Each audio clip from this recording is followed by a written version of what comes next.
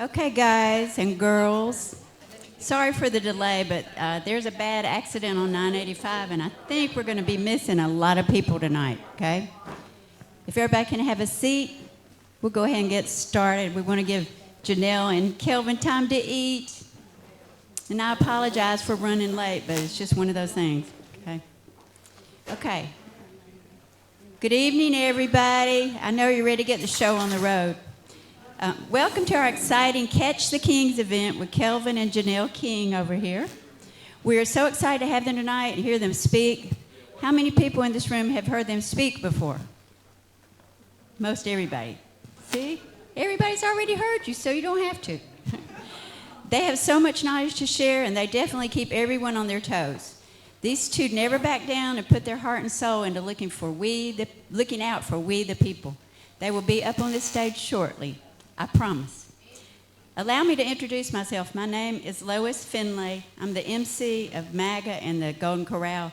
I'm the Executive Director and Corporate Secretary of MAGA as well. We're delighted to have each of you here tonight to share the evening with us. First of all, before I continue to speak, could we please, we were going to have Sam Parsons come up, but he could not be here, so I just want to say sorry that he could not be here. I would like to share a little information about our MAGA Georgia organization. I'd like to recognize our president and founder, wherever he is. Oh, he's back there. Ron Hooper, over in the corner in the red. How many people have not been to this nightly meeting? This is our fourth one. So most everybody's been. Good.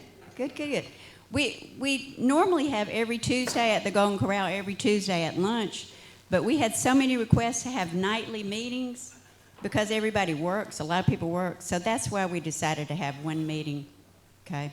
One meeting a month, and we try to have the first Tuesday of the month, but sometimes we have to change it around according to holidays and stuff. Anyway, I just wanted to recognize Ron and all he does for us. He's the founder and the president of MAGA, and he keeps us on our toes, working our tails off every day, all day long. His brain never stops and his feet never stop moving, right, guys? He as soon as we think we get a little break, his brain clicks and he's on to the next thing. So he works himself to death, and we really appreciate everybody. We have Tom Hertel here. We have over here in the red, raise your hand. We have our other Tom right here. So we have two Tom. We have Tom and Tommy. And we're at Charlie standing back there with Ron Hooper, Charlie Lewis. Okay? I just want to talk about this. This is our fourth event. So it's been really exciting because at first when we started out, we had a fundraiser for Reagan Box, and we had 23 people, okay? And she drove all the way from Rome, so she's like, really? The second one, it was the 4th of July week, and we had a patriotic event that Dave Adams ran. The third week, we had voter GA last month, which was great. It was a fundraiser for them. With the second week, second month, we had 49 people, and with voter GA, we had about 70, we think, okay? So today we would have had a good amount, but the traffic's been terrible. I got here at 3 o'clock. It took me an hour when it normally takes me 20 minutes to get here. So anyway, without further ado, let me read Janelle's bio. Are you ready? You're sure? I don't want to rush you. Okay. And there's plenty more pizza, y'all. If you want to go back and get seconds, that's fine. Okay, let me tell you about Janelle. Janelle King served as Deputy State Director for the Georgia Republican Party and currently serves as a board member of the Georgia State Election Board, underscoring her commitment to accountability and integrity. A respected commentator on national news outlets such as News Nation, Fox News, and Fox Business, Janelle is a panelist on Fox 5 Atlanta's The Georgia Gang and hosts her own radio show and podcast, The Janelle King Show. She is a seasoned advisor on community engagement and diversity initiatives, skilled as fostering relationships between affected officials, donors, and community leaders. Beyond her political work, Janelle dedicates her time to service on the Veteran Service Board and the Yellow Ribbon Fund, reflecting her passion for community development and public trust. She is married to Kelvin, an Air Force veteran and candidate for Georgia's Secretary of State. Thank goodness. Woohoo! And proudly serves as a bonus mom to her Air Force veteran son, Christian Ward. So come on up, Janelle. We're happy to have you.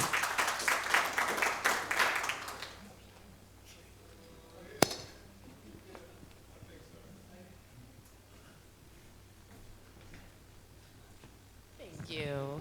Thank you for having me. I hope I don't get in trouble for this. I know. I was asking him, I was like, can I tell? Because we were talking about my bonus son, Christian, and I really take that relationship very seriously. You know, when I met him, he was 25 or 24-ish, and I thought to myself, I was like, oh, you know, this is great. You know, I'm not going to have to parent. I could just be like a mentor. And, and since then, we've gone through a lot of different challenges, healthy challenges, you know, up until he found his wife. So we went through that process together. So now I have a daughter-in-law, Tiffany, and we recently found out that we have a grandbaby on the way. I'm so excited. I'm so excited. You know, that's a whole other conversation. The Lord didn't, that was a different story for me. But nonetheless, I'm so grateful that I'll have my grandbaby. I wanted to start with the scripture because, you know, I feel like I'm in a room with like-minded people that will understand. So let's start with Ephesians 6 and 12. We've read this so many times. We've talked about this. This scripture has been used over and over and over again. So I'm sure you know the scripture, if you've heard it before. But there's parts of it that now stands out more than ever, particularly as I've started doing this election board stuff, right? So, you're welcome. So this scripture is Ephesians 6 and 12, where it says, "For we do not wrestle against flesh and blood, but against the rulers, against the authorities, against the cosmic powers over this present darkness, against the spiritual forces of evil in heavenly places." And then it goes into putting on the full armor of the Lord, right? But there's something that stood out to me that I didn't see before, and it was against the rulers and the authorities. So what I would used to say was, oh, we wrestle not against flesh and blood, but against principalities. Well, that's true, but we also have to wrestle some authorities. And there are times when we look around and we find ourselves in these positions, and you ask yourself, why am I here? How did I get here? And one of those times, I'm sure, was when this country was formed. I'm sure there was plenty of times when there were believers that was just like, man, Lord, like, this, you really want me to do this? Like, you really want me to go against the government, to tear down this system, to rebuild it the way that you want it to be rebuilt? And you have to ask yourself, how many times did that it cross their mind of like, this is hard. This is tough. I had someone tell me the other day that courage is connected to the Holy Spirit. It's a gift of the Holy Spirit. And I truly believe that, because when courage is necessary and you're a believer, it comes regardless of whether you think you need it or not. All of a sudden, you just find yourself in that seat. And that's happened to me several times, where I walked into board meetings or into political events, and I found myself sitting in that situation, and I started thinking about, whether or not I should say what's on my heart or what am I thinking and all these things. And I felt the nerves of having to challenge, having to confront. And all of a sudden, courage just came inside. And I truly believe that that's the Lord backing us. And I see a lot of courage in this room, because for 5 years, many of you have been fighting this fight, have been standing strong, have been standing up even when everyone called you quacks and crazies and deniers and all the other names. I was like, man, I don't think they've called me an election denier yet. I got to get that one under my belt. I've been called a lot of things. I don't think I've gotten that one yet. But I know it's coming. If it hasn't, it's somewhere probably. But once again, the country was then formed and, the fight was on. And then in the convention in Philadelphia, the rallying cry was, "We the people." I don't know if many people know that it wasn't just the start of a document, but it came from somewhere. We the people was a rallying cry. It was the people saying that I believe that I have been endowed with certain rights, that regardless of who's in authority, regardless of who's elected, regardless of who is in power, regardless of the rulers of the darkness at that time, that I still have a right. And that's where we are right now. That's why you're right. We are fierce fighters of we the people. We don't take this position that God has put us in lightly, because we believe God put us here. I'm going to tell you how I know for a fact God put me on that election board. Because when 2020 occurred and everything happened, we had a lot going on just in our personal lives. We had just got married, he had the business, families were combining. We were just focused on other things, and we would pay attention, but we were kind of a little bit in, a little bit out. We didn't really know. And you have to be fully focused to really understand what's going on and what has been going on in our elections. So I became one of those people that felt like, oh, you know what? We should just move on. Why don't we just look ahead to the future? Let's see what else is going on. I'm on the Georgia gang, like, we don't need paper ballots. Man, how wrong was I? But my heart was always in the right place. And I truly believe that when you have a heart to do the right thing, that even when the road is a little crooked, God will straighten it out for you. So all of a sudden, I get this phone call to be a part of the state election board. And to be quite honest, I had no clue what was going on.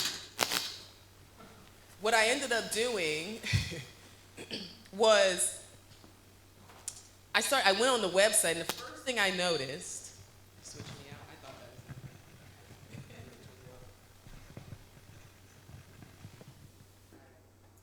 was I don't know, okay, oh, here we are, woo. Oh, this feels good, that's good. Okay, so I get the phone call to join the state election board, and the first thing I did was I went on the website, I Googled the state election board. And I was like, why is it so hard to find a website? Like, what is this? I mean, I found nothing on that website. I read my website for the board that I'm joining, and it told me absolutely nothing about the board. So I was, I just put that in the back of my mind, and I was like, well, this is kind of crazy, but I'll fix that. So, I'm like, all right, let's just move on. And then when I was told that I was being appointed by the Speaker of the House, the first thing I thought was, and Kelvin and I was like, do we know him that well? I think I've met him twice, and it was in passing. I had never had a full conversation with him. I couldn't tell you his wife's name or anything about his family, or, to be appointed to something that is so prestigious and so important. So I thought to myself, oh, must be a God assignment. Like, here we go. But immediately things started happening. Phone calls started coming out of nowhere, and people wanted to meet, and that always makes me and Kelvin get a little skeptical. That's when we stand back to back, because we're like, okay, something's happening here. And then as a result, I got on the board, and needless to say, I discovered that we have a problem. that we have a serious problem when it comes to our elections. And I thought to myself, I said, man, it's going to be quite interesting. I can't wait to see how some of the people who gave us wedding gifts and who we were friends with, who happened to be elected, I can't wait to hear them call me crazy. Because I know they know that I'm not crazy. Because I've helped you get elected. So if I'm crazy, what does that say about you? And many of these people, many of the leaders that are currently in authority, and that's why I wanted to start out with that scripture, because there's nothing wrong with challenging authority. The moment we stop challenging the people that we put there to elect us is the moment we hand this country over to communism. And that's just what it is. And one thing that my husband said when I first met him, and now we've coined it as it's a us motto, is he was like, you know, Janelle, I don't like to be handled. And I said, you know what? Me neither. Let's get married. No. It wasn't quite like that. But I was thinking, man, me neither. I don't want to be handled. And you don't want to be handled either. You have a brain that God gave you. You have intellect, you have insight, you have the ability to read and understand and see things for what it is. We don't elect people to now say, oh, I elected you, so that means that I get to go sit down and everything you tell me, I'm going to just take it as on face value. No, I'm going to make sure I inspect what I expect. Like that, honey. I remember, I listen. See, I do listen. So, we have a duty as we the people. And I believe that what's happening right now is not just God rectifying the wrong. I don't think it's just, you know, us calling authority and challenging the rulers of darkness. I also think it's God waking up his people and reminding his people that we, the people, have a job to do. We've gotten comfortable. And unfortunately, fear is what causes us to start moving. But we shouldn't be moving out of fear. We should be moving out of duty. And our duty is to ensure that we elect the right people. Let's face it. I don't know if you remember where you were when Brad Raffensperger decided he wanted to run for Secretary of State. But I remember, and we're booing him now, but we put him there. A lot of us, unless you set it out in the general, we all voted for him at some point. And we have to think about, what are we doing? Did we pay attention enough in the primaries? Now, you may have, but there are a lot of people who voted for him because he had a bunch of purple and gold signs out. There was a lot of people that couldn't even pronounce his name and still supported him.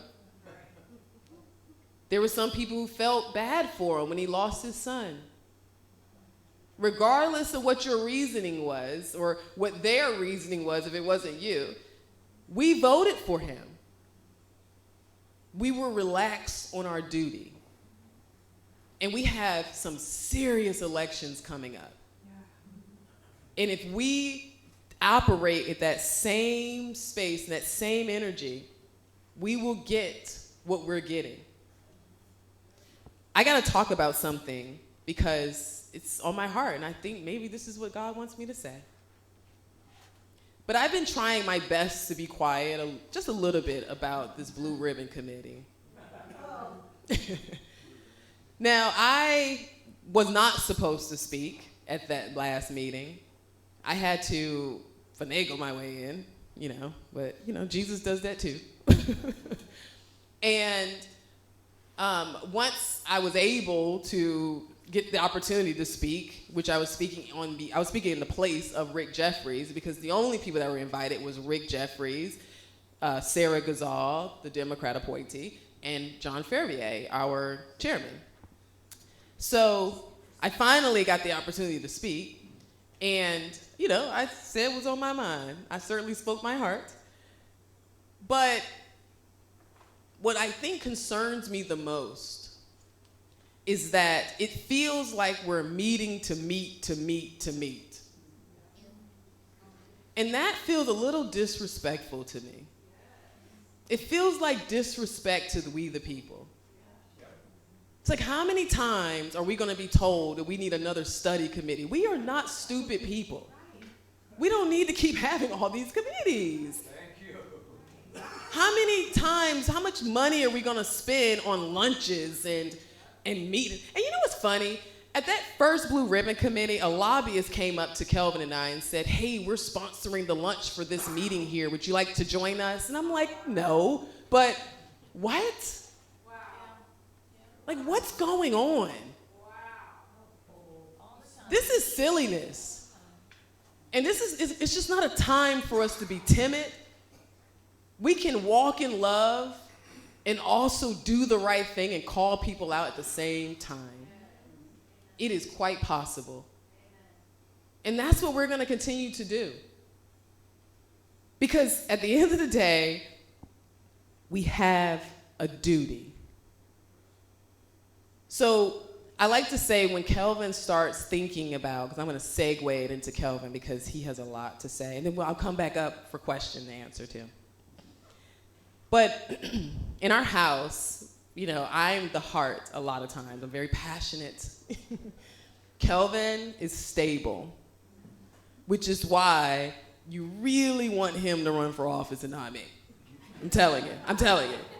A lot of people say, but I'm telling you, you want the person that's in the seat to be way more stable than me. Like, I will say what I have to say, and I might, you don't want a whole bunch of headlines all the time. You want somebody who's going to do the job, do it well, and that's my husband. But when it's time for him to think about what his next moves are, he needs time to really process.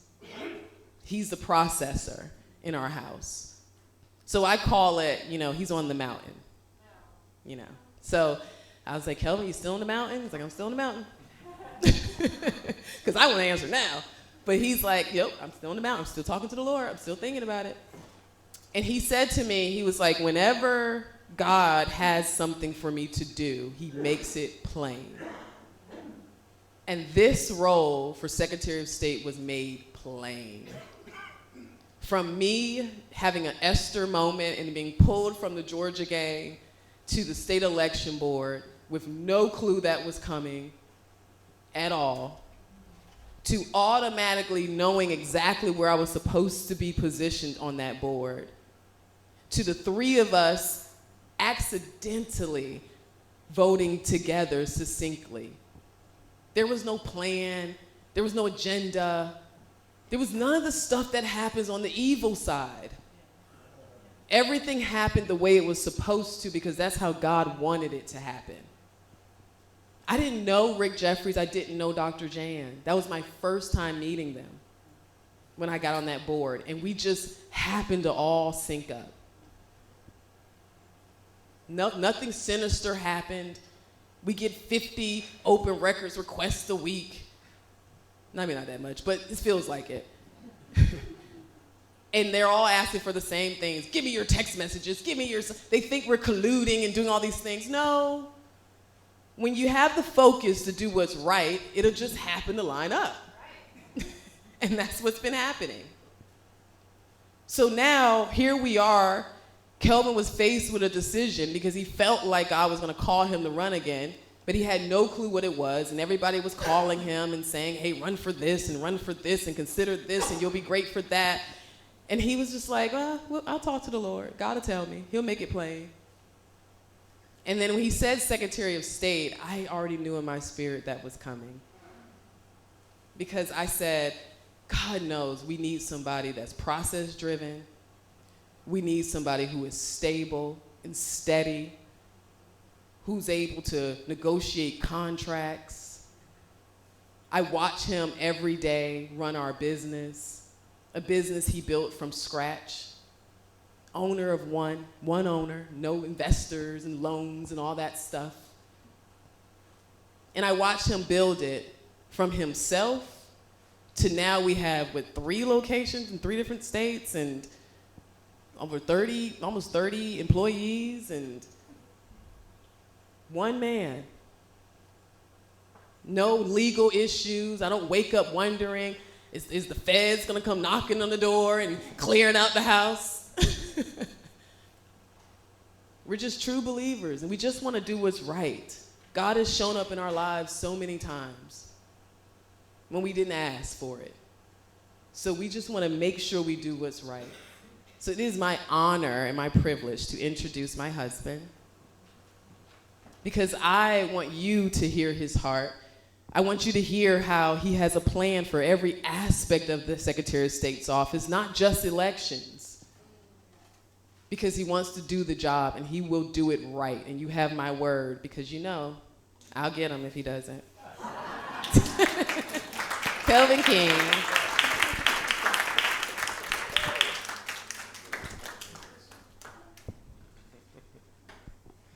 Well, I gotta laugh at that one, boy.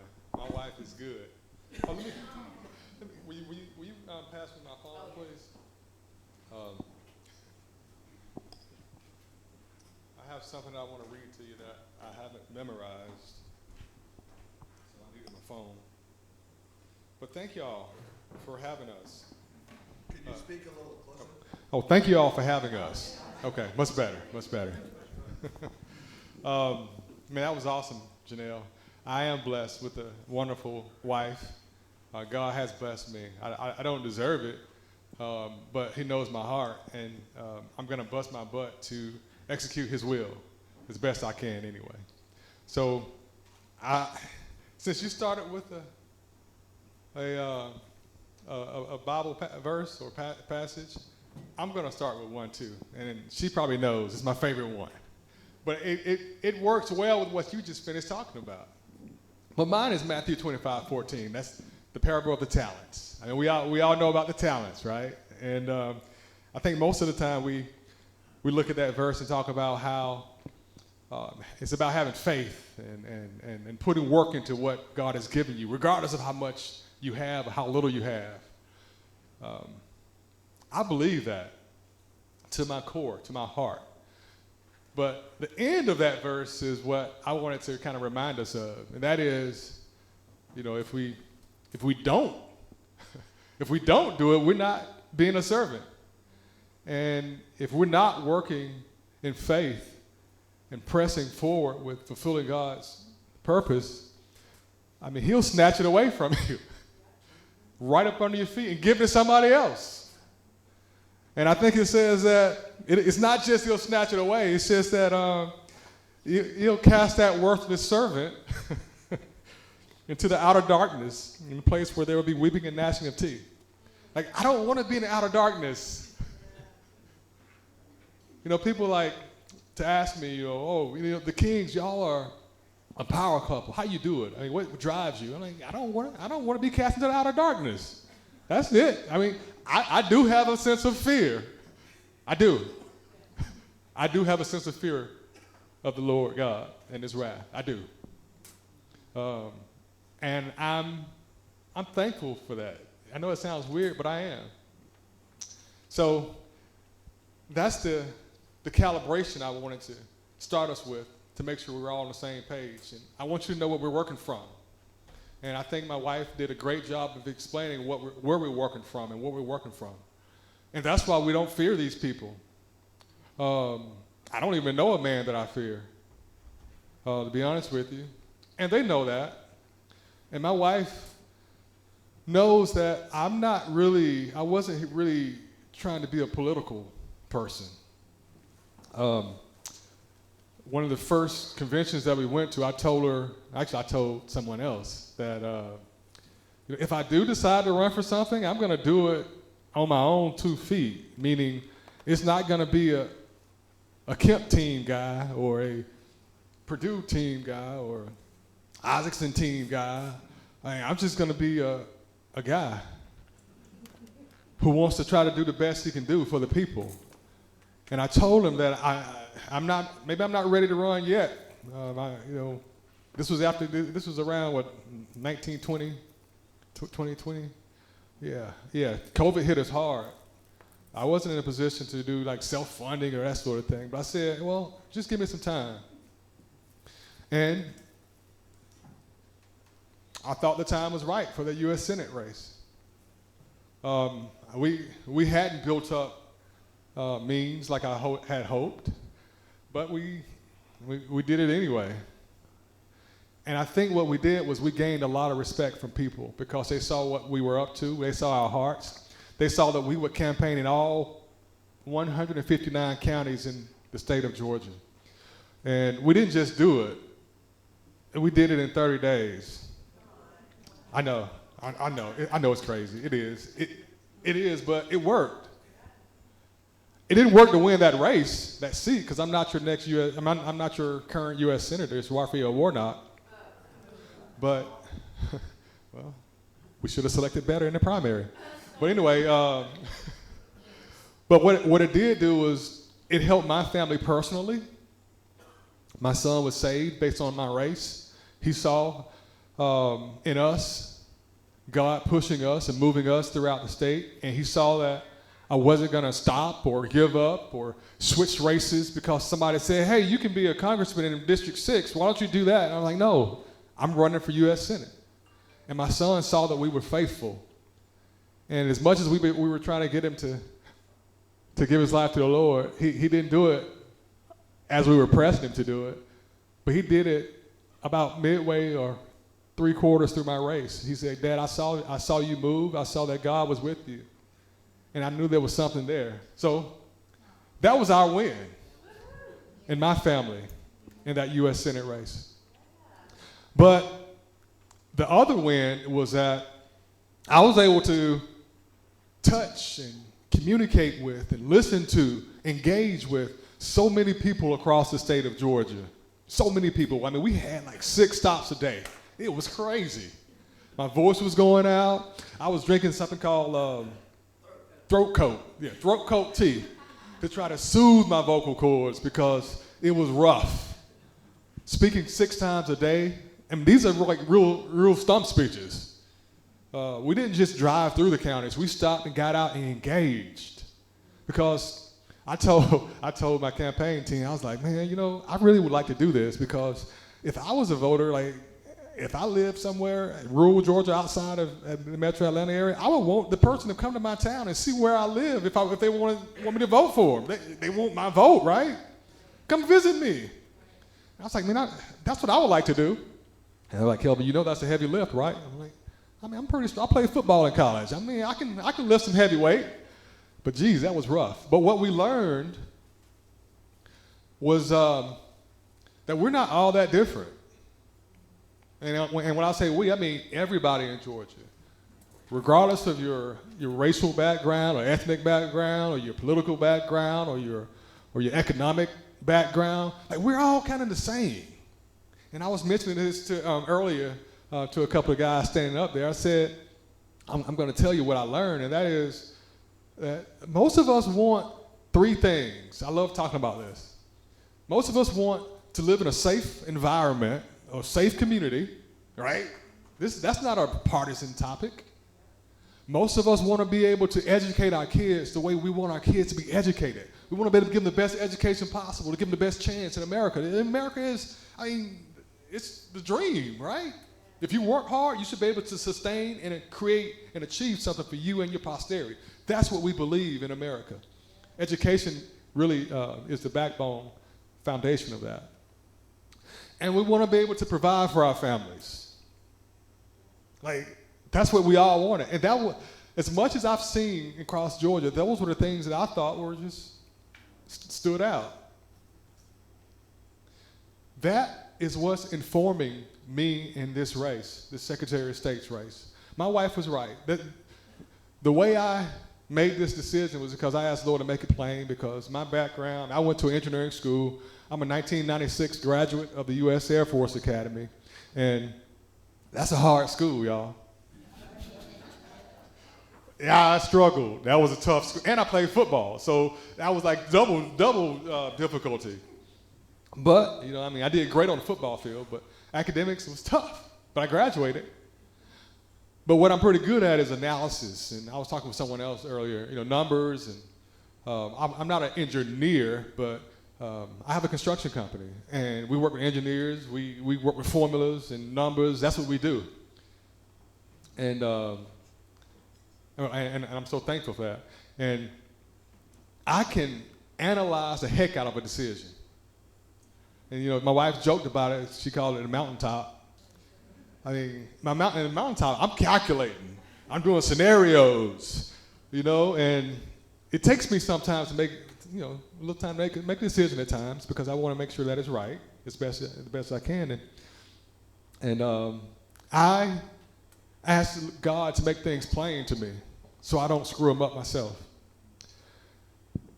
And God made this race plain to me. My background, I'm a former Air Force officer, but my job was contracting. Does anybody know what contracting is? It's procurement, purchasing. Like that's what I did for a living. I was trained in procurement and purchasing. Government purchasing, government procurement, like that's what I do. And I was pretty good at it. I won awards when I was in the Air Force. I came into corporate America with that same skill set. I did purchasing and procurement. And now I'm a construction general contractor. I do government contracts. That's what I do. I know them very well. I know how to read them, evaluate them. I know when they're crappy looking. I know when they're exposed. I know when they're too restrictive. That's what I do. That's my profession. And God knows that for the Secretary of State's seat, this Dominion contract, it comes, listen, it is a 10-year contract starting in 2019. So the next Secretary of State will be responsible for the re-procurement of this contract or the extension of this contract. Not that I know all the details of it, but I'm reading it right now. Just so you know, I'm reading it because I want to make sure I'm prepared for you all. And one thing that I saw in this contract that I thought was pretty interesting is that this is the scope of work of the services that were procured. So this is what the state of Georgia put out into the street. Vendors bid, and the state made a selection. So this is what the state scope of work includes, meaning this is the foundation, fundamental requirement of this contract. This is in the first paragraph. It talks about the vendor has to be capable of providing a statewide voting system, but listen to this, with a verifiable paper record which is sufficient to support all primaries and general elections. That's the current contract. Did anybody know that? Were y'all aware of that? So do you think you're crazy when you say we want paper? No, that's in the contract. Now technology is part of the contract, but it has to be verifiable with paper. That's in the current contract. So something's going on that's weird, right? Something's going on that's weird. One of my opponents said that, 10% of our voters are kind of wacky. He said the voter suppression group and the election integrity group are two of the same sides of the same coin, two sides of the same coin. And then he went on to further dig a hole for himself and said that 10%, he calls them dumbasses. Yes, the former COO of the Secretary of State's office and current candidate for Secretary of State said that. The arrogance.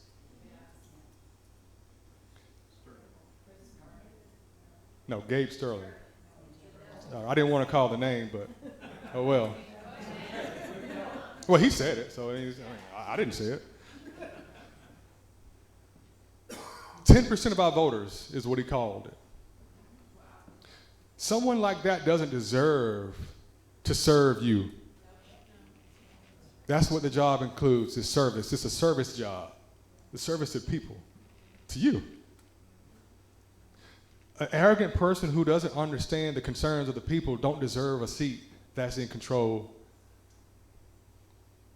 He deserves nowhere near the powers of authority. To be nowhere near it. I digress. So, what do I want to do as your next Secretary of State? Obviously, we're going to get that contract either eliminated or reprocured the right way.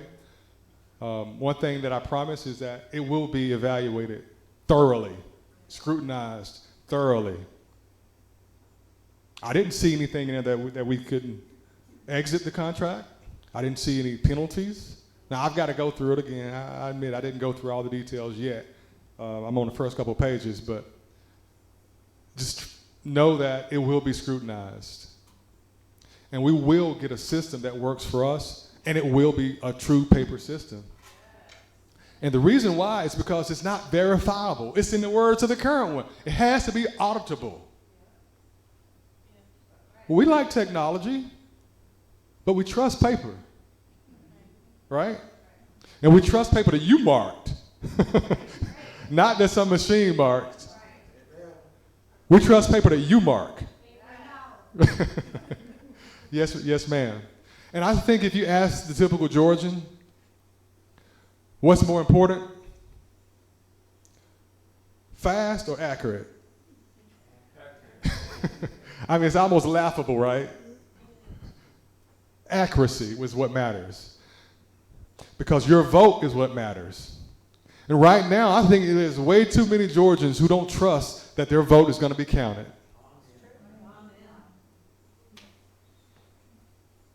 That's a ball drop. I'm a former football player. That means dropping the ball. This current administration has dropped the ball because we have too many Georgians that don't think their vote is going to be counted. So they don't vote. Apathy. We can't have that. Now, one other point I wanted to bring up. I don't believe in making people vote if they don't want to vote either. Case in point. I believe in an opt-in option when you're at the DMV and you're licensed. I don't think that you should automatically have to opt out, that you're automatically registered. I think it's very difficult to track that. I think if it says, do you want to also register, check this, that's the option that should be on there. Our voter rolls are a mess. We should never have 500,000 voter roll concerns that needs to be cleaned up or looked into. We should never get to that point. We should do constant monitoring and constant maintenance of our voter rolls. I don't believe that you should scrub a voter roll against a system that only works with 23 of the 50 states in our country, the ERIC system. That's a waste of money and time, and I think it gives you misleading output.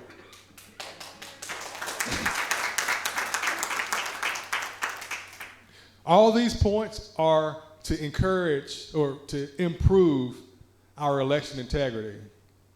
And that's our election system has to make sure, we have to make sure our election system has no improprieties in it. And one last thing I want to add when it comes to that is, was it 2 years ago? What year did the legislature get rid of the QR codes? Was that last year? Okay. But no county offices are prepared to do it. So I don't think it's going to happen. I'm very concerned about that. Our current systems can read hand-marked paper ballots. Did y'all know that? So why haven't we gotten rid of our QR codes yet? Why aren't we prepared to do that yet? I would ask one of my opponents that. Good question. I don't know. That's the law, right? If the legislation passed it, isn't that the law? Is the Secretary of State's office above the law? Leads me to my next point. Thank y'all. Some people talk about my wife and I as if we're colluding. Like I can't run for Secretary of State with her being on the state elections board.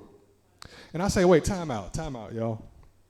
Didn't we just pass two bills, 189 and 202, that completely separated the state election board from the Secretary of State's office? And that was purposeful.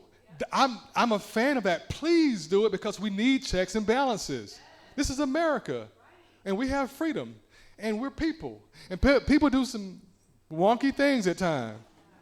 I don't trust people. Right? So I want there to be a check on the seat that I'm running for. Check me.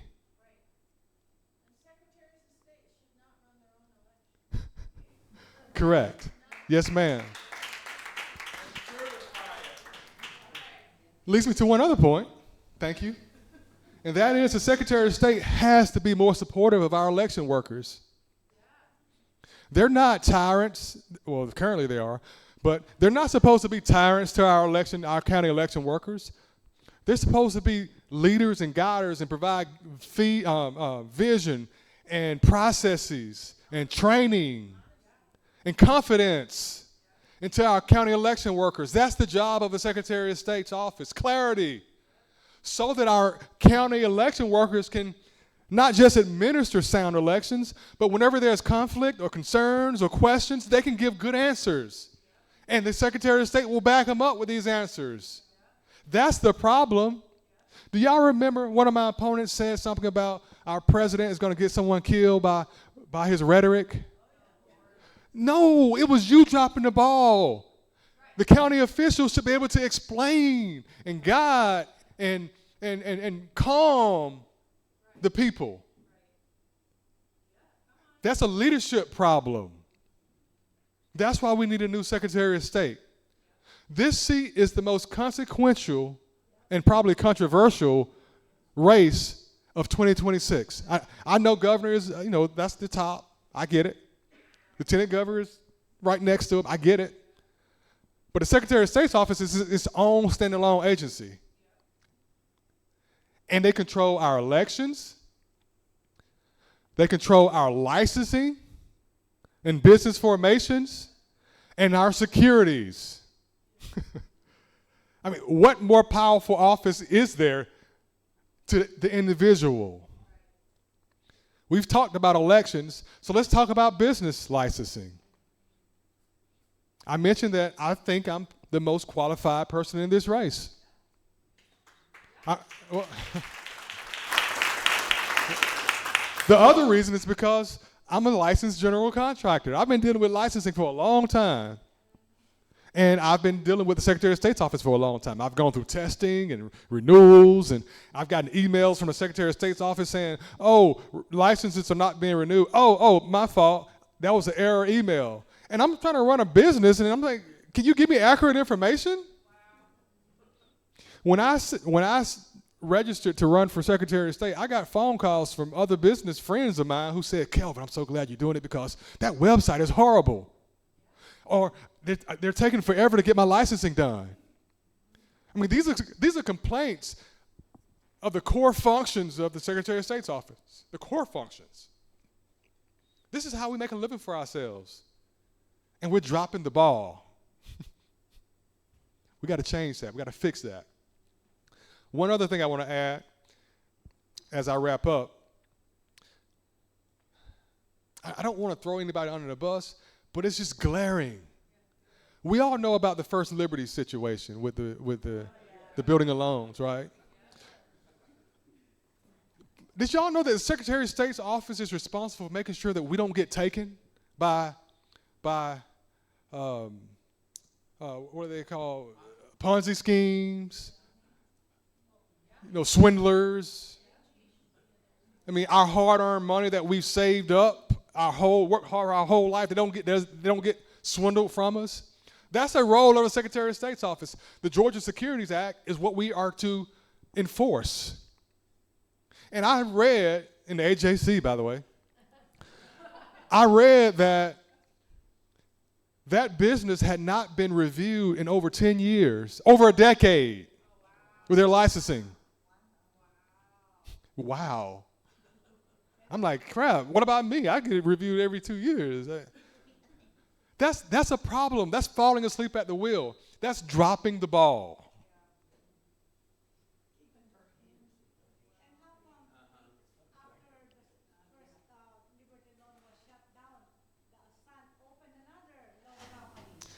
Yeah, I can't comment on how they want to run their offices and their business and their family, but what I can comment on is the responsibilities of the Secretary of State's office. And it's not to let a securities company go over decades without being reviewed or license being reviewed. That much I do know. So, as I conclude,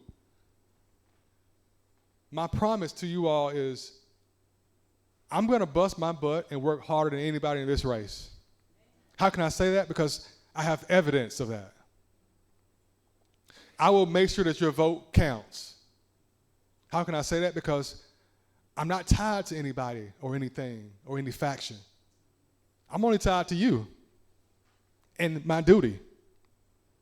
So what I ask of you is, please vote for me. Second,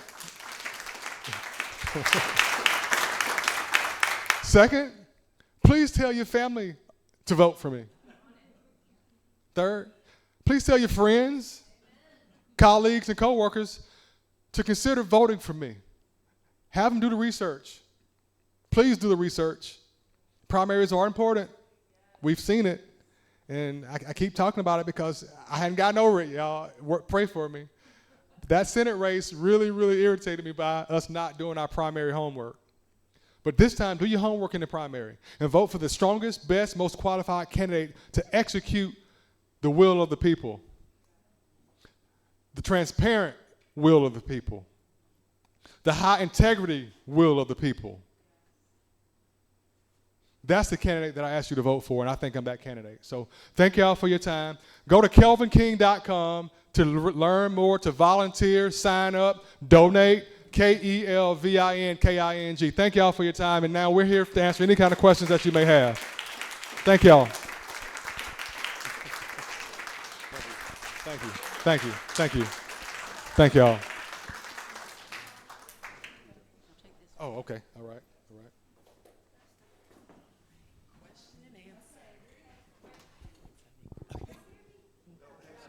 Okay. He's just grabbing water.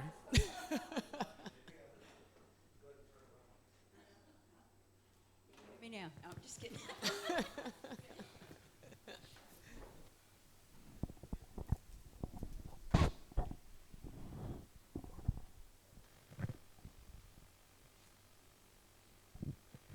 Hello. It's working. Okay, we're going to have question and answer period. Tom Talbot. Janelle, of late, I just learned yesterday about I'll call it lawfare against Jan Johnston. Can you share with us what you can share without compromising yourself? Oh, absolutely. I would love to talk about that because it's so upsetting. So to give you the backstory, when I got on the board, we were told that if you sue the board, you can only sue the board. You can't sue us individually.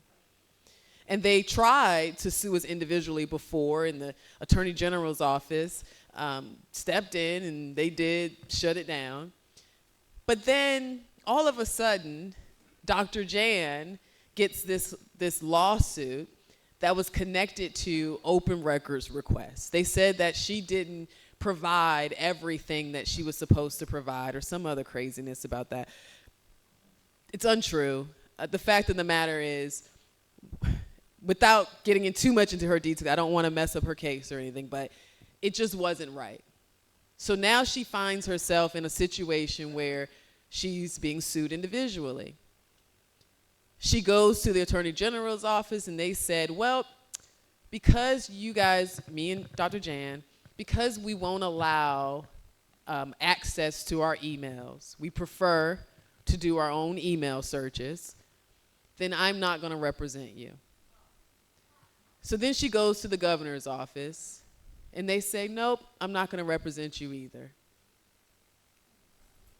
So we have a citizen who's in a volunteer role having to pay out of pocket, cutting thousands of dollar checks to defend herself.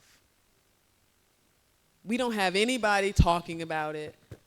No one's stepping in. Now, I will say, I do think that Lieutenant Governor Burt Jones said that he was going to try to do something through the Senate to help.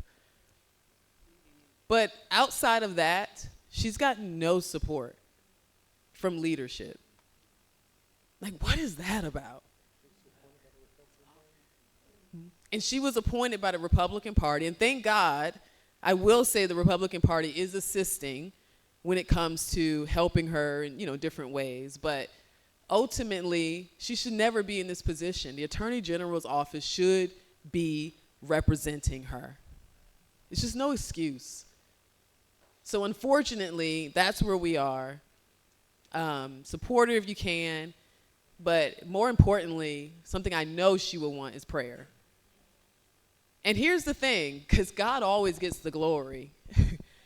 I think she secretly wants to go to Discovery. It's a little birdie. Little birdie told me that.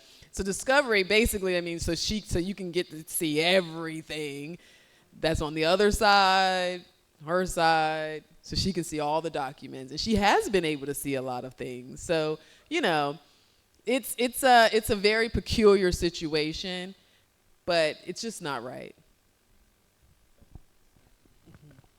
Tiffany.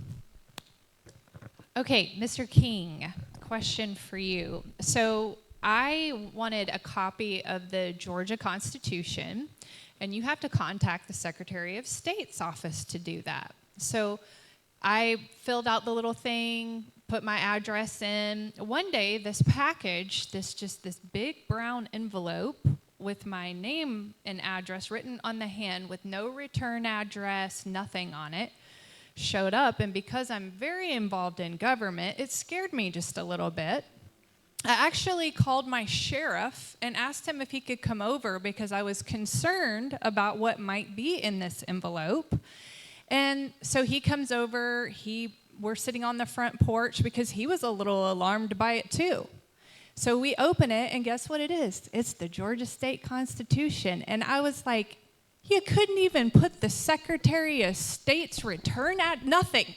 Nothing so that, yeah, it was my home address, but there was no return address. It was this very suspicious big envelope with something moving around inside.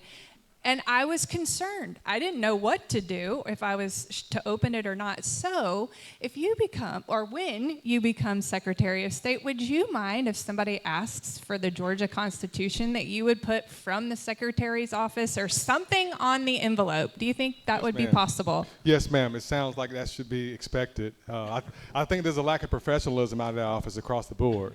That's what it sounds like to me. Or maybe they're embarrassed that they have to abide by the Georgia state constitution. Maybe they don't want to be affiliated with it. Yes, sir.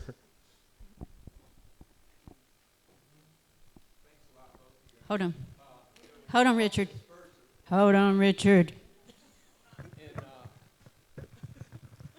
The state election board, and Linda Bank was speaking her 2 minutes at the podium, and she was talking to Duffy, Chairman Duffy. And she says, no, I'm speaking. He wanted to shut her up.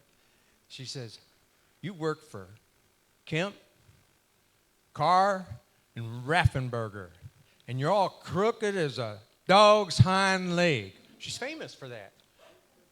And they are. And now they're playing musical chairs with the electors in Georgia, and most people don't know anything but their popular names. But they're crooked as a dog's hind leg. And we need a person like you to get in the Secretary of State position. And we're so thankful for you being the godsend on the board.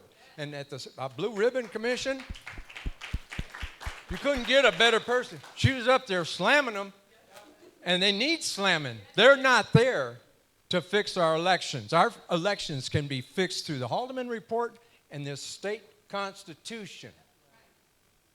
They're illegal.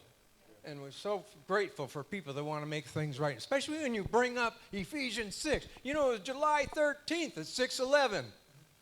They shot our president. Ephesians 6:11. Put on the armor of God. And he, you know, when he went down, we didn't know he'd get up. God spared his life. For such a time as this, Esther 4:14. Go to Esther 8 and find out who was hanging on the gallows. It was Haman. And that's where we're at in time. In this time, we're going through, history repeats. And things are turning. Tables are turning. We're so grateful for both you people. Honest Thank you. to God. Thank you so much, sir. Richard.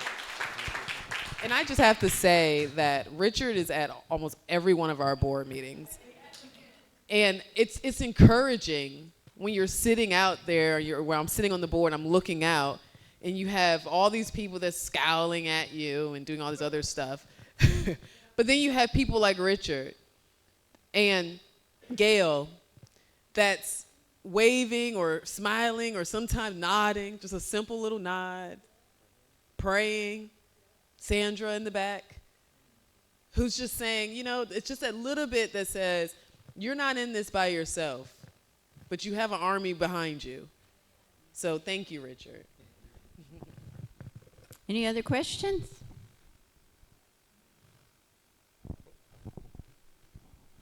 Here you go.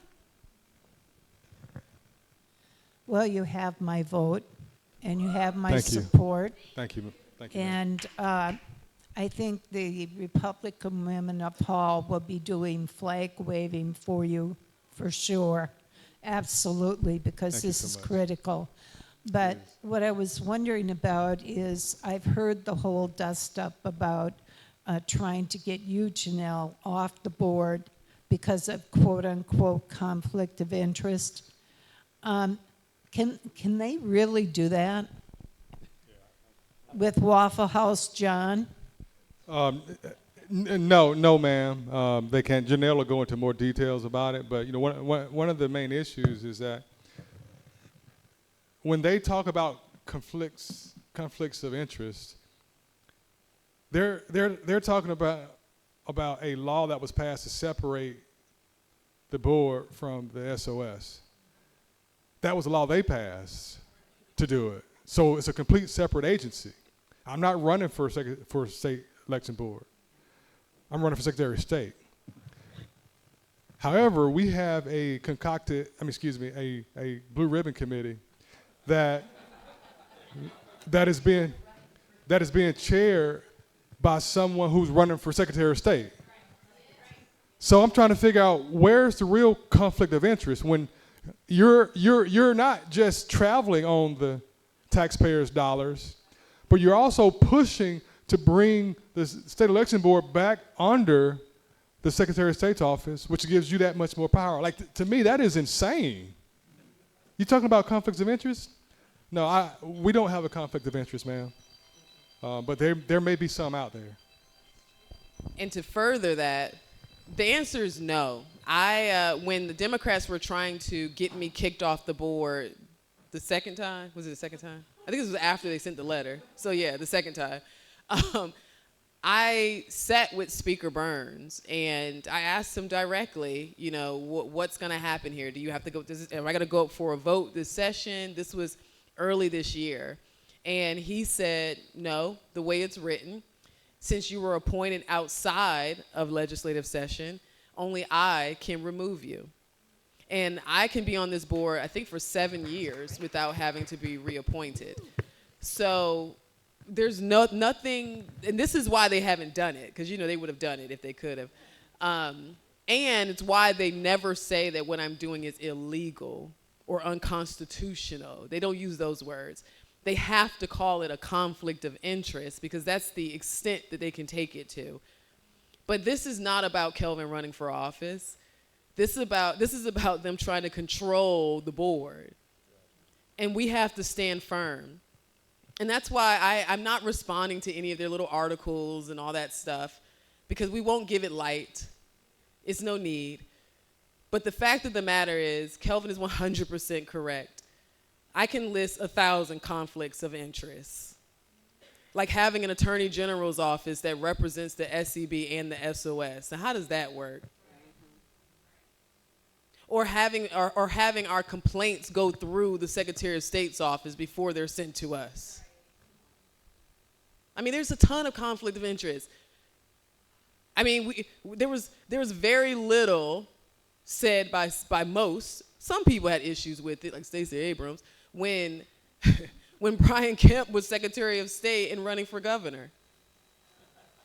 I mean, there's plenty of conflicts of interest if you really want to talk about it. So, to Kelvin's point, to attack me as the spouse who's sitting on a board, not the candidate, while an actual candidate is running a committee that's going to make legislation that may affect us. And then the moment I brought that up in the Blue Ribbon Committee, Sarah Draper cut me off. The moment, if you were there, you heard, the moment I said, well, sorry, Tim, don't mean to throw you under the bus, but you're running for office as for Secretary of State and you're chairing this committee.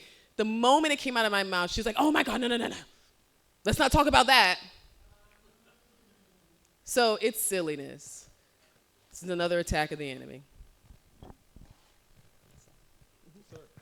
Anybody have a question besides Richard first? We have to share. We'll get you. So this is for Kelvin.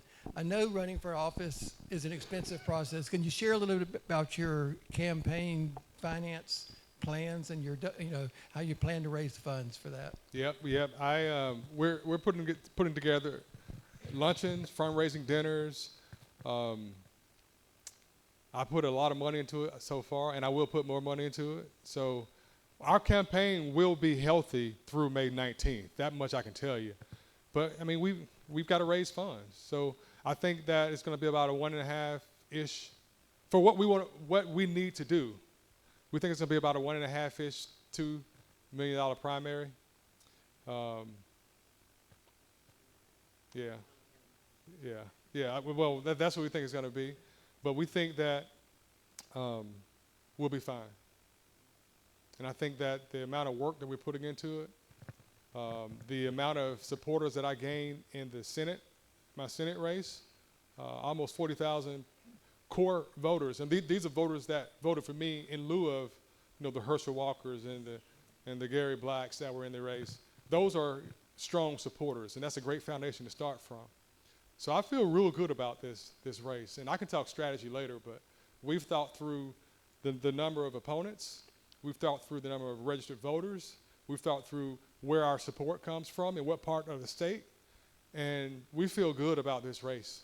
We just need more activists like you all to keep spreading the word. That's why I asked, spread the word. Talk to your family. Talk to your friends and coworkers. We can win.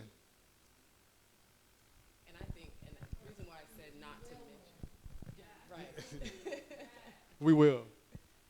Yeah, the reason why I said don't mention the exact amounts, we just don't want our opponents to know exactly where we are with our numbers. I have a question. I've had several people ask me about your signage here.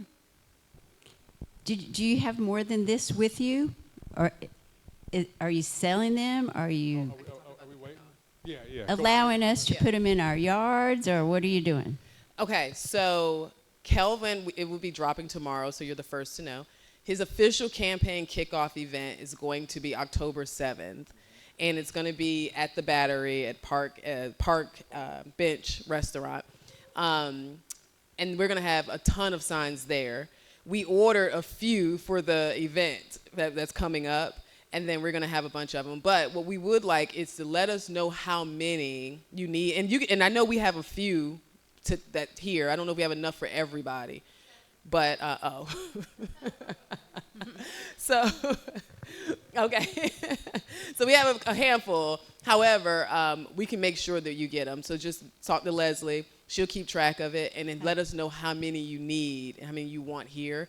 And then we're going to start distributing them to the counties and to organizations. Okay, we'd be happy to. Yeah. Okay, anybody have any other questions before Richard? Okay. This is real important. Voter Georgia, Garland Favorito was at the Blue Ribbon Committee, Brian Parker, Victoria Cruz. There was a number of us there. And we couldn't speak. We drove hundreds of miles to get up there and prepare a 2-minute talk, and they didn't have time. But they had time to bloviate all morning with Fervier and Sarah. To get to the point, Garland Favorito had his 2 minutes there, and he's very knowledgeable. This is what he was going to say, but he didn't have time. And this is important for you guys to know. I would like to provide a 2-minute historical context about the relationship between the State Election Board and the Secretary of State. In 2006, the State Election Board had supervisory authority over the Secretary of State office. The first sentence of Secretary of State Election Board duties in the code book 21-231, you know that one. Wow. That's to promulgate the rules, laws, and investigations. Promulgate, get her done. And nothing's getting done. Dr. Jan brought that to our attention at 4:55, July 30th, by bringing in the DOJ. Does anybody know? There was 10 people in the room 341. Does anyone know that Dr. Jan called in the DOJ, made a resolution, and it passed 3-2? And who was it, Fervier, that had a strong nay? We got to get rid of him. Anyways, going back to this supervisory role, you're supposed to be, and was for years, to supervise and coordinate the work of the Office of the Secretary of State. And that's not in there now. They changed it. We still got 31 to promulgate and everything but the authority over the Secretary of State. The Secretary of State wouldn't be getting away with all this stuff right now. I had training yesterday, poll worker training. And I walked in the room, and there's a 2-foot ballot marking device for my secret ballot. There's no secret on a 2-foot screen. I asked Paige Thompson, I says, what are you doing to promote, so we can learn to do the paper ballots that President Trump did an executive order on? You know what she said? Nothing until I get a directive from the Secretary of State. Will somebody take this mic before I get blown up in here? The laws supersede directives. Any other questions? What's this mean? Does that mean you want you talk? To a lot of people, appearance is reality, and they believe the Dominion voting system is the voting system from hell. And I know you can't get in there and get rid of the Dominion system because, well, people just don't like it. So if you get in there, look at the contract, and for whatever reason, we have to keep the Dominion voting system. What goes in the minds of citizens of Georgia is things like the Epstein list, where they just don't trust government. Again, remember, appearance is reality. What can you do, or what do you plan on do to increase transparency so that we can, if possible, and I hate to use this 2 words in the same sentence, trust the Dominion voting system? Yeah. What can I do as Secretary of State to provide transparency, to increase trust in our voting system? Create trust. I think transparency is that it's part. Okay. That specific system. Right. What can we do? Well, one thing that I will do is similar to what I've already done today is I'm going to share what the scope of work is. Like, I don't even think people know what this machine was contracted to do. Like, I didn't even know it had this in the contract. So why aren't we fulfilling the scope of work of the contract? So I think disclosing the scope of work and services that the contract requires it'll go a long way with gaining trust in this system. And obviously when we re-procure it, that is going to be public in terms of the scopes of work, and I'll make the bid results public as well. There's no reason why this information is not published, especially since it's so critical to our state and our voting process. The government projects that I, as a construction company, propose on and quote on, those things are public. They're public bids, and they're public bid openings. Why can't we have a public bid opening for this? I don't have a problem with that. So I think that'll go a long way with increasing the trust in our system. Victoria? Yeah, oh yeah, and we could do that now too. The scanners can read hand-marked ballots currently, from my understanding, and we need to have that right now, so that can help increase the faith and trust in the current system that we have. Yes, ma'am. Yeah, about the Dominion system, I don't know if you guys remember Judge Nally before he died. One of his big things was, to use some Latin words, that the Dominion contract was invalid ab initio. From the minute it was initiated, it was invalid. I'm having a hard time recalling exactly what parts of that contract he thought made it invalid, but he was always after somebody to make that case to get this Dominion system removed.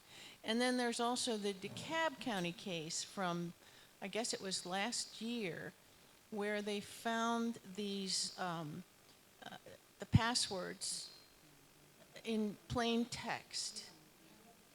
That makes the system insecure and uncertifiable.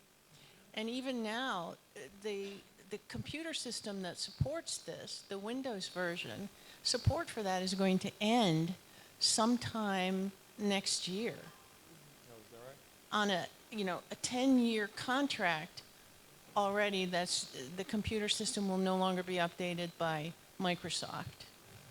So I think there are a lot of things.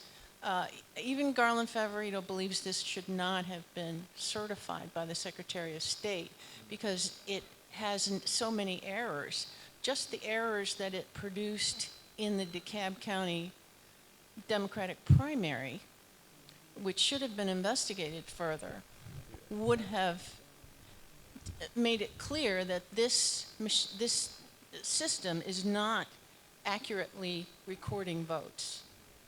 But the Secretary of State has been burying this. We have a very corrupt Secretary of State office who will not do the investigation required, will not allow us to have access to paper ballots, to verify any of the elections, forbid all the counties to count the paper ballots just to certify that the number was the right, that matched the tabulator. There is so much that is wrong with not only the Dominion machines, but also the way the Secretary of State is just defiantly defending them.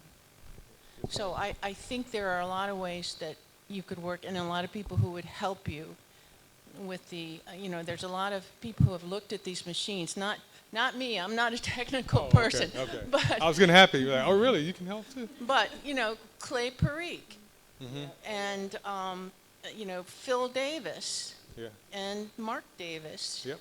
A lot of these people, and Kevin Munkla. Yep.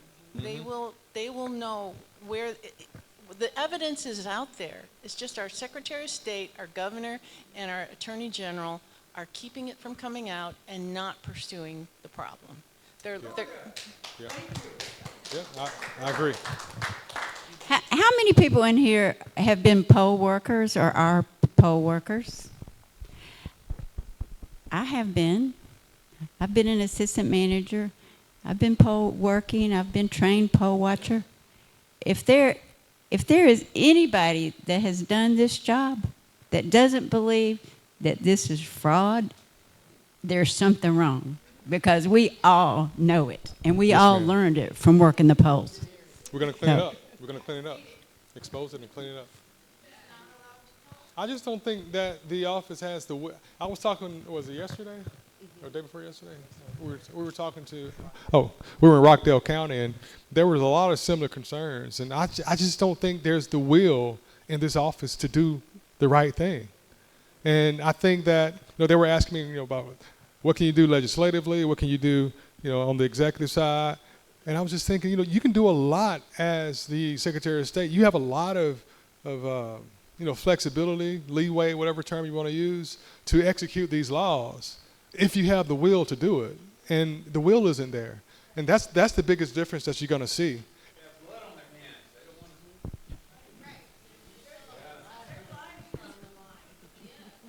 Yep. When I was in school, my math instructors always told me, that it's great that you got the right answer, but you have to show me your math. And in this case, I don't know if I trust the answer, but I really need to see the math. I need to see how they got to that answer. And you can't do that unless you have paper. You can't do it digitally. So, yes, ma'am. Since somebody started talking about poll watcher, and let me tell you what my experience during poll watching. I had called the hotline 7 times during that time. And all those 7 instances, I talked to the poll manager, and the answer was, there's nothing I can do about it because it was the Secretary of the State who set up the system. One of the things I've observed, like a father and daughter, came in the voting poll, and I questioned the poll manager, why are there 2 people there? Well, maybe because he cannot see properly, maybe he needs guidance. But I observed those 2 people. Sometimes the father touched the screen, and sometimes the daughter touched the screen. So that means there are 2 people voting, right? So to me, I feel like that's cheating. Okay. Another case, a mother brought in an autistic child. And the mother is the one touching the screen. So that means that the mother is voting twice, right? So to me, that's another cheating. A poll worker took the driver's license, scanned it on the iPad without verification, looking at the driver's license, looking at the face of the voters, if that is the same person. So I talked to the poll manager. I said, your employee is not doing her job. She's not verifying the identification. So she talked to that poll worker, and I observed that person again, and she did it the second time. So I talked to the poll manager again, and she talked to her again the second time. So after that, I just stand there in front of her and just say, watch me do it again. It's just so many things going on. And, how can we, eliminate all those kind of problems? Well, So basically, I you can got to have bring consequences, right? So one thing that we hadn't seen a lot, especially in some of these cases from this that's coming through the state elections board, when they pass them to like the AG's office, like what happens? Are there any consequences? Is anyone being locked up? That's a problem. That there's no consequences. So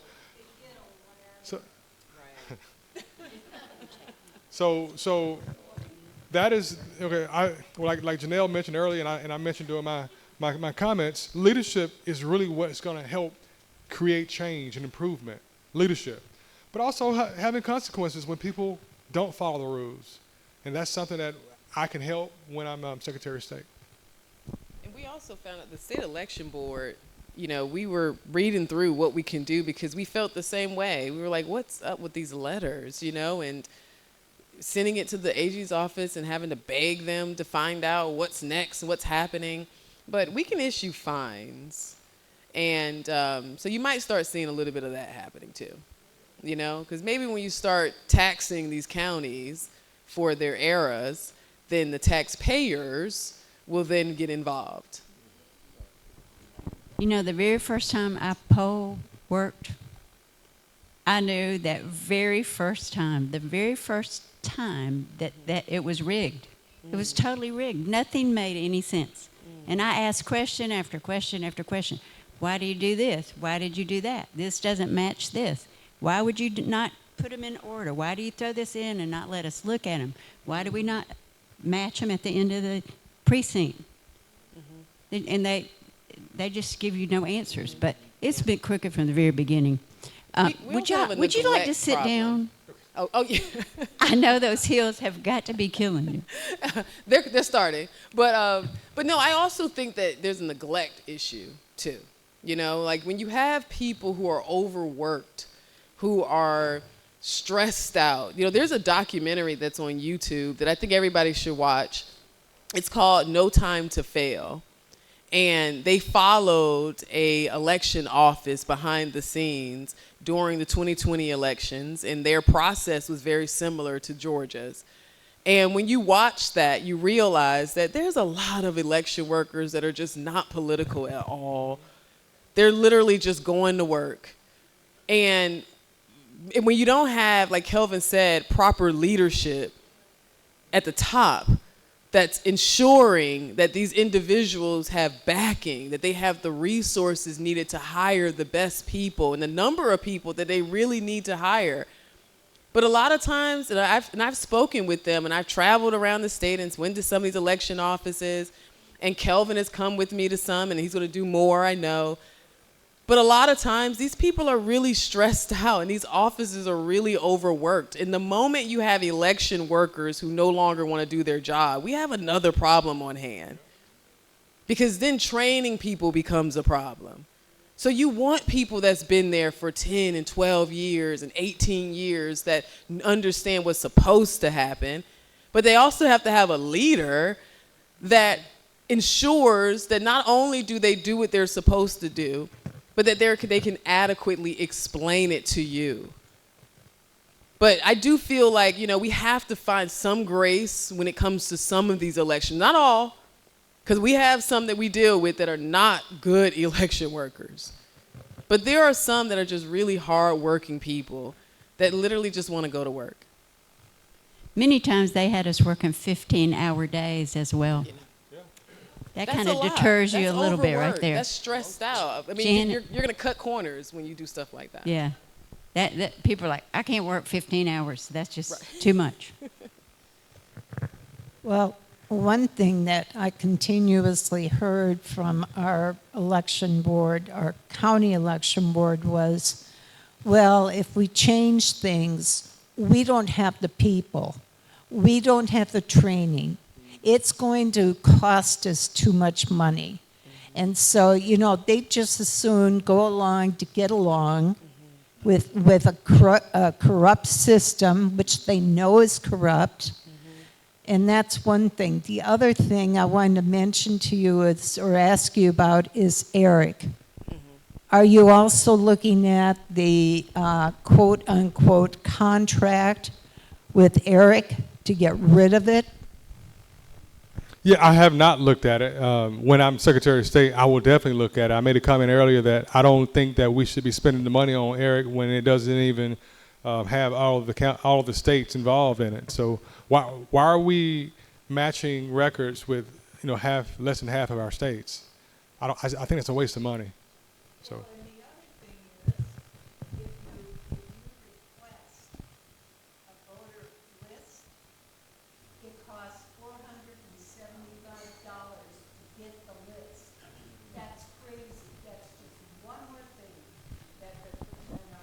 Yeah, I'll definitely look into that too. That seems like it's dissuading the people from being able to inspect our government. I believe you have the right to inspect our government. Some states offer them for free. Yeah, I was going to Really? say. Oh wow, yeah. We'll look into that too. I was going to say, I actually called out the ACLU because I said, while you're looking for cases every other day, how about you look into the disenfranchisement of the public when you are asking people to pay $500 for documents that's supposed to be publicly available and free to the public? What does that say to people who can't afford it? Because the ACLU is always looking for a reason to sue somebody. But I'm like, why are you not fighting against that? Why haven't you lobbied to make public records free? And then when I asked, Rick Jeffries and I talked about this, because, you know, he was a former legislator, and I asked him, I said, where does this money go? And he was like, oh, into the general fund. Right. So I'm like, oh, general fund? I mean, come on, guys. Like, this is unfair. So, yeah, that is a problem. And Eric gives out our personal information, including That's our right. social security number. It's a Salesforce. Right. Yeah, I think they're connected with Salesforce. Yes, sir. You have a question? I just came up on this stage. Here you go. Don't let me fall off. We are going to have to wrap it up soon, y'all, because we have to be out here by 9, but you take your time. I appreciate that. Are you familiar with Dr. Rick Richards? No. He's used to be an epidemiologist that does a lot of data analysis and did the analysis on our voter rolls. And he has an incredible amount of errors in it. And he says, why are we putting up with that?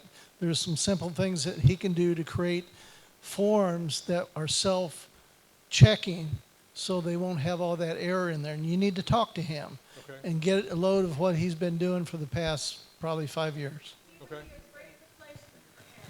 Absolutely. Okay. Oh, did it?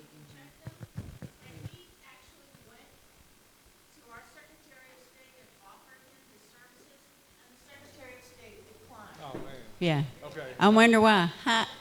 Yeah, that sounds like something I would really be interested in.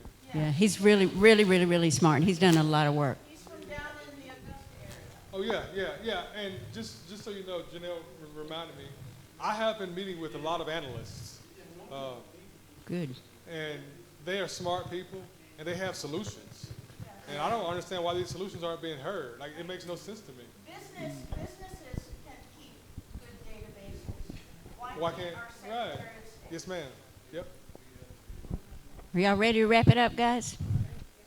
What's that? Yeah, my question is, I remember during Trump campaign. Okay, sorry. Yeah. The last time when we were campaigning for President Trump, one of the member of the GOP brought a lot of listings for people who are not active voters. And this is like over 400 of them, you know, and it's still showing on active voters. Okay. And it has, you know, and it's still sitting in the listings of, you know, registered voters. Yeah, it's not acceptable. So how can we, and about those people who are dead, how do we know it's already deleted from the system? Well, the whole point of cleaning up these voter rolls is to eliminate dead people. That's what we will do. We will utilize our analysts. I'm very interested in that system that the gentleman just mentioned a second ago. So that's the role of the office, just to make sure that those items are scrubbed away, so that, you know, our voter rolls are clean. Okay, let me remind y'all that we have a donation jar out there, and we have to pay our videographer. We are paying for the food, and what else is it, Ron? The rental of the room. Anyway, we just wanted to mention that. And we appreciate y'all coming so much. I mean, these guys are terrific. If you're involved in the election process, this girl right here and Dr. Jan are incredible. Yeah, And praise Kelvin, to Dr. Jan. and Kelvin's been around a long time too. Long time. They're good people. We appreciate everything you do. Thank y'all. Appreciate y'all coming. Thanks, everybody, for coming. Be careful going home. I hope the wreck is cleared off on 985. We appreciate it. Hope to